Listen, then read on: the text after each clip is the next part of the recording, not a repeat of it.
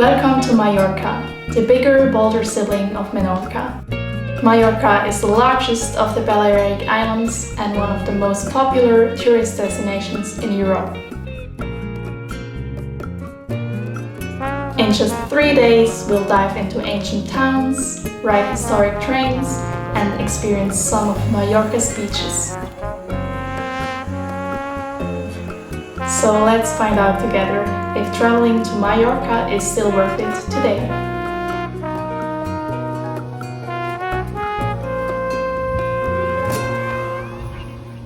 Our first stop takes us deep in the Serra de Tramuntana Mountains, a UNESCO World Heritage Site.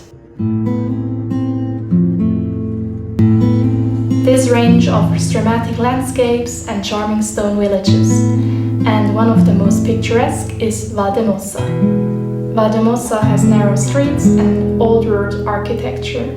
Here you can wander through small shops and clothing stores, discover Mallorcan goods and homemade pastries.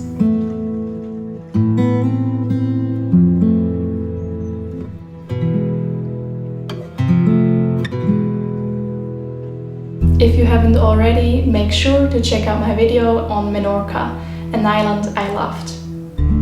Next, we're taking the bus to Soller.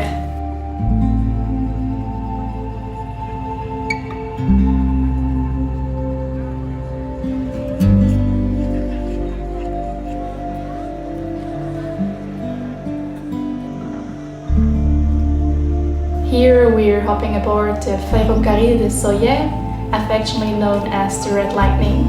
This vintage train has been running since 1912, connecting Palma with the quaint town of Soller. You can get on and off at both stations, as well as Bunyola, which is about midway of the two.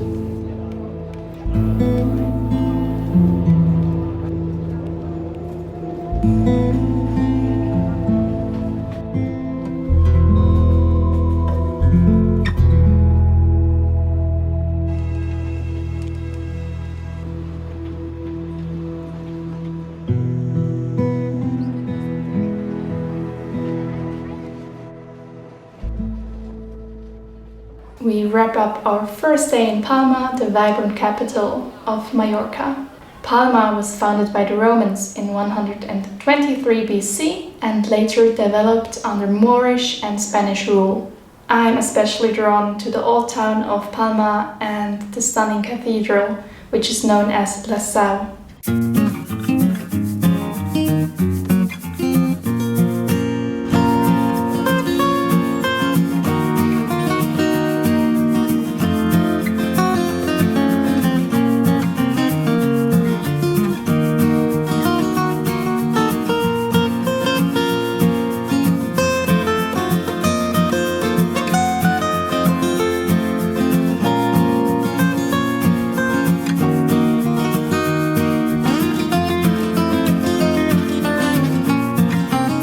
Our first stop on day 2 is Playa de Sesilletes, which is a beautiful beach with blue water and white sand. It's just a short drive from Palma and the perfect spot to unwind and have some good food.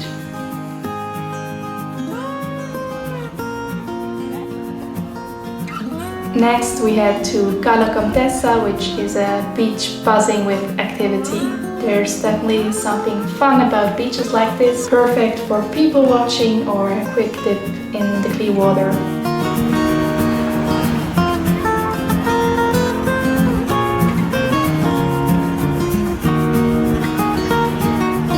But if you're anything like me and prefer quieter spots, definitely keep on watching. I'm going to include a beach that I really liked later on in the video. Also, I've left a few lesser known beaches down in the description box that I unfortunately didn't get to visit. After I've made my way to Castel de Belver. This castle is one of the very few circular castles in Europe with amazing panoramic views of Palma and the sea. Belver Castle is a Gothic building built between 1300 and 1311 on the instructions of King James II of Mallorca. Originally a royal residence and fortress, it was designed for defense and to monitor threats from land and sea. In the 18th century, it became a prison, often used to isolate important political and social figures. Over its 700-year history, Belver has witnessed some of the most glorious, turbulent, sad and cruel episodes in Mallorca's history. So if you're planning to visit the island, I definitely recommend to visit between December and January to profit from milder weather and less tourists. If you do visit, please make sure to be respectful of the culture and locals and support small businesses. Also, learning a few Spanish sentences can go a long way with showing respect. Our final day takes us to Cala de Mago, a pretty secluded bay.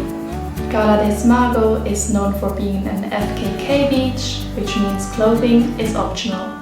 It's a peaceful spot and much less crowded than the more popular tourist beaches. I wanted to touch on this briefly. I definitely can understand the frustration of the locals with how much the island has changed and the tourism. I definitely know that I also played a part in this.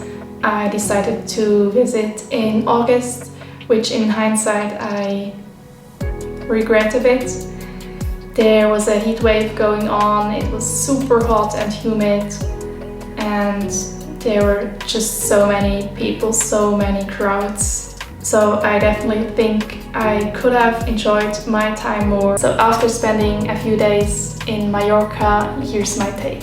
It's a beautiful island with incredible sights and beaches, loads of Spanish charm and almost guaranteed sunshine. Nevertheless, it was super crowded and hot, and I think you should overthink if you want to go visit in peak season. So there were definitely moments when I longed for the quiet charm of Menorca. And don't get me wrong, there were many people as well, but it wasn't as extreme as Mallorca. So my answer is, drumroll please, yeah, it's definitely worth a visit, but not in peak season. But now I really want to hear from you.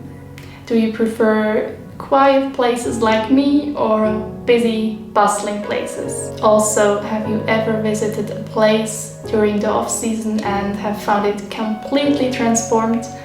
I'd love to hear from you in the comments. Thank you so much for sticking with me until the end of this video. Until next time. Y ahora en mi corazón tú estás y ya no quiero a nadie más. Contigo quiero pasarla, mamacita, vámonos de fiesta.